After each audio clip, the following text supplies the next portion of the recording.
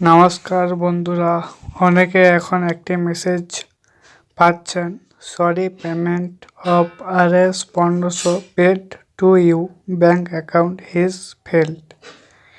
যুবসাথী বা ইউয়া সারে প্রকল্পের টাকা অনেকে অ্যাকাউন্টে ঢুকছে না। আজকের ভিডিওতে জানবো কেন এই সমস্যা এবং কিভাবে সমাধান করবেন।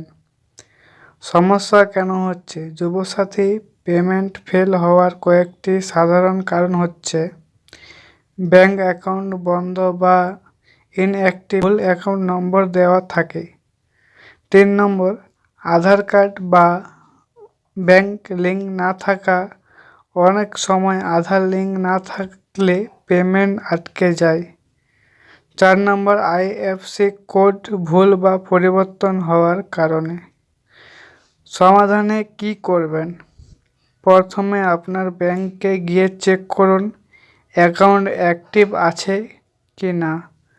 তারপর এমপ্লয়মেন্ট ব্যাংক বা ব্লক অফিসে গিয়ে আপনার ব্যাংক ডিটেলস আপডেট করুন।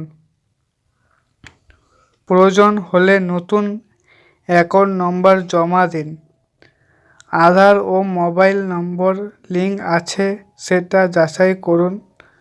কবে আবার টাকা আসবে? যদি আপনি ব্যাংক ডিটেলস ঠিক করে দেন তাহলে পরবর্তী পেমেন্ট সকলেই আবার টাকা ট্রান্সফার হওয়ার সম্ভাবনা থাকে।